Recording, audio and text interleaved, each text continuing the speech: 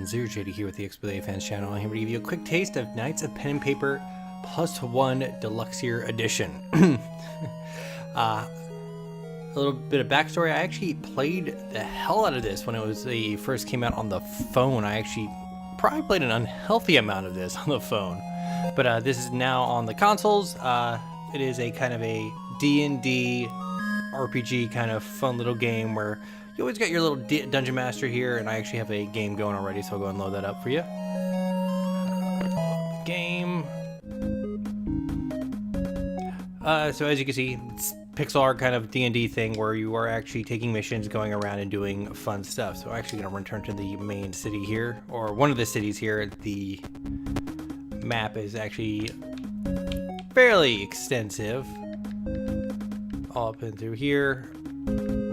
I believe the main quest is all the way over here. But as you can see, there's a star here. That means where I am at the main quest at this point. And each town and area has its own little kind of area where, like, hey, you go here, do some quests, and it'll start to fill up this percentage, and then it'll be filled up, and that area is done with quests. As you can see, everything has level requirements, and they're fairly strict about the level requirements. Like, let's say if I go there and I'm level 10, there's a good chance I'll get pretty beaten up if I'm for the level 12. But that saying in reverse, hey, I'm here at this starting area, and everything's gonna be fairly weak versus me since I'm mostly level 11. So first I'm actually gonna rest up. If you rest up in an area that's not a town, you actually roll a dice. If you don't get the requirements between, let's say, each area has a requirement based on your level. And if you roll a dice and you don't get between those two requirements, it's gonna be, hey, battle time. So, of course, like a normal D&D or RPG game, you have your classes. Right now I have a rogue, a warrior, a priest, and a mage.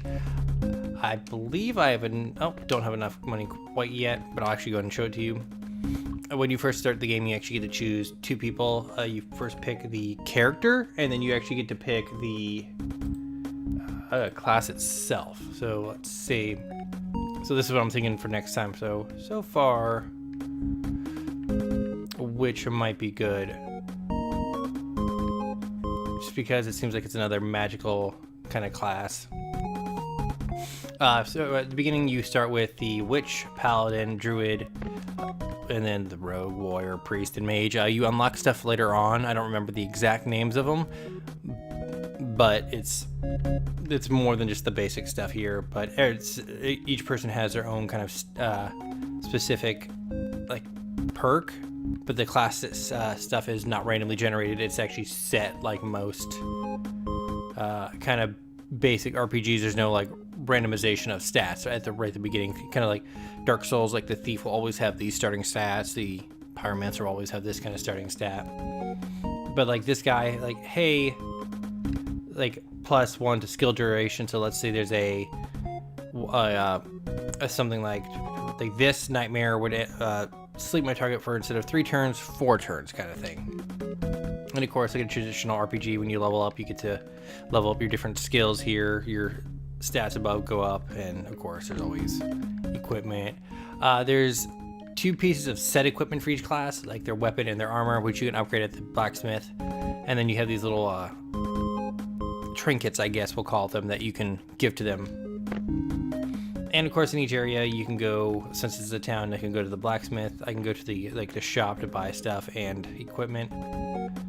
Tavern, you actually use this. You can, if you want to kind of move your party around, let's say, hey, I want to get my mage, and then my wars here, and it just like kind of reorganize everything. But it doesn't. The organization doesn't really matter. It just mostly means that once I get everyone, I can kind of stick someone here and then swap them out. Does that actually? No, it does not. But as you saw there earlier, that was the magic guy. This game is filled with video game references. Like at the left, there's a zombie eating a brain. There's a Viking down there. All kinds of stuff like that. So the way quests are actually done here is you actually can go to an area. Be like, hey, I want to take on, slay some bandits, rescue someone, or go on a battle. after you've done all the quests there, I believe they don't have any more quests. I remember playing so much on the phone that it was like, hey, all these areas are at 100%. You can also just straight up just battle if you want to get some experience points.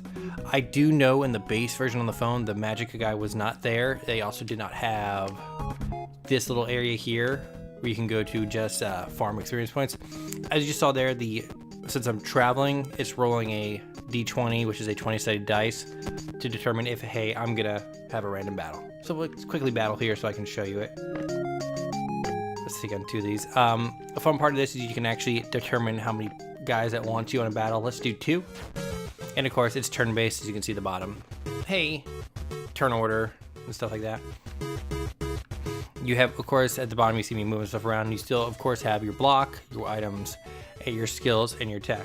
Weird thing is that when you start whenever it's someone's turn, it always defaults to skills. And of course, I have like a concussion blow. My thief actually has it set up where it's like, hey, all your attacks you do extra damage because of poison damage kind of thing. So I've done this before, and it appears that everything is actually super effective. So I'm guessing this area is just for like leveling up. So we'll go ahead and just rip through these guys real fast. Some creatures do have weaknesses. I fought a evil boss earlier, and he was weak to holy magic. Pro tip: try to get a healer early on. While they do have healing items and stuff like that, you'll quickly have like your healer high enough that you'll never use mana potions or health potions again, so don't even worry about that stuff. And of course, you get experience points. The more enemies you have in a group, you get a bonus to experience points. So actually, let's go and do a quest, and I can show you that.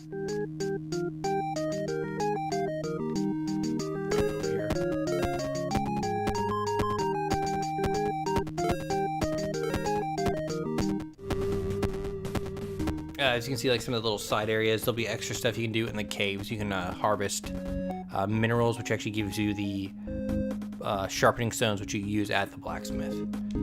The blacksmith isn't always guaranteed to give you an upgrade. Actually, let's go ahead and use him and give me...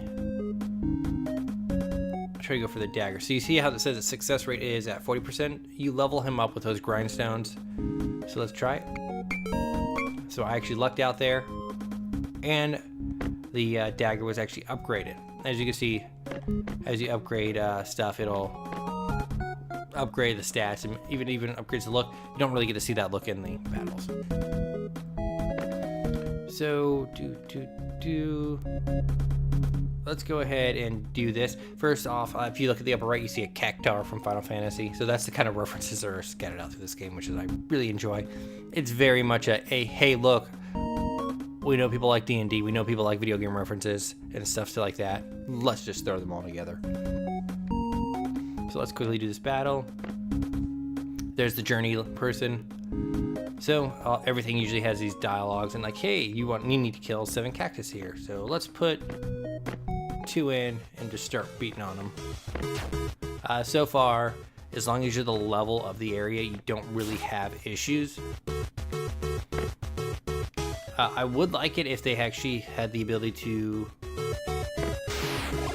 not default to that little what's it called, skill tab, except for the casters, because usually for the casters you just have tons of mana points and it's usually never an issue. So another pro tip, if you get a mage, get fireball and meteor really fast because those are really overpowered. So my character here is leveled up. Hit A on him. And of course, we got passives, active skills. So let's go with... No issues with mana so far. Let's get fireball up again. And we'll keep just going. And this is essentially the flow of the game. Of, hey, do this, do this, do this. Go here, get a quest, kill this thing, do this quest, and so on and so forth. There is the overarching quest of, hey, some big evil thing, which is, hey, this is an RPG D&D campaign kind of thing. There is one unique feature, one fairly unique feature that I really enjoy, and I will show it to you right after this battle. I enjoy the music. then again, I am a little biased because I did enjoy this on the phone a lot. I didn't play the second one, but I heard the second one did have a lot of, like, you could actually craft weapons and stuff like that. So now this guy's stunned, so I'm just gonna keep beating on him. Didn't mean to hit that first skill. I've had issues remembering which one is kind of highlighted, because if you get the quick glance, it's darker and not like kind of highlighted, which was weird to me. So 2 more level ups. And of course, for the warrior, I've mostly just been putting stuff into taunt, because it also has a health regeneration aspect to it. That really never has come into an issue of him dying. For the healer, you'll quickly outpace how much health a character really needs. There are no like squeak by heals. It's either you can't heal enough or you're healing for like a giant amount. So poison, he now does like 10 extra hit damage. So he's doing around 40 per hit. So if you see the top, you'll see the words system, menu, and shop. Shop's not what you think it means. Shop means that you return to the real world and you can buy stuff for your table and room that actually gives you benefits. Snacks and drinks will give you like limited duration stuff, like plus initiative, meaning you can go faster. Initiative essentially means like, hey, this person's faster than the rest. Object, as you can see here, I have a Holy Grail, which is like, hey, instead of only 3 people, you can have 5. The crown, instead of only having 5 monsters that wants to fight, 7, plus 1 of dice rolls, and all this kind of different stuff. And it goes up to like tables and like dungeon masters. You have Yoga, Dr. Scientist, or Doc Brown. I want to say that this is a Lord of the Ring reference. I don't know. And then of course you have your Teenage Mutant Ninja Turtles. And then you have like other items. You can have like, hey, this actually increases the duration of some items. And then wall stuff. It's actually all pretty cool. Like right now I have this one, which continually gives you a 2 health point regeneration. So of course we're gonna go, oh, wrong button. You turn in the quest. Or do I need like 1 more? I need 2 more. One issue I do have with the game is, let's say you have a quest that starts at level 7. Sometimes it will go on to a quest that takes you somewhere else, but takes you into an area that's far higher level than what you actually are, and you just get massacred. So you then have to abandon the quest and then come back later when you're high enough level for that. I would like if you could at least see that it might lead to a higher level area, even if it's just to get to another area. There is chance of those random battles and you just getting massacred. So let's keep going. I think when I played this on the phone, my secondary class was the Druid. But that was Knights of Pen and Paper +1 edition. But I am ZeroJD. This is the XBLA Fans channel. I very much enjoy this game. Thank you for watching this video. Check out the rest of the R videos, and it's just a quick look at the map screen. I'm fairly certain that this is like the final area. The little what's it called? Skull heads are the like dungeons and stuff like that, but like these little off areas, you can kind of go in there and hey, mine for stuff and do fun little things. But each area has its own unique enemies, and it could get repetitive, but I enjoy it. Thank you so much for watching, and have a nice day.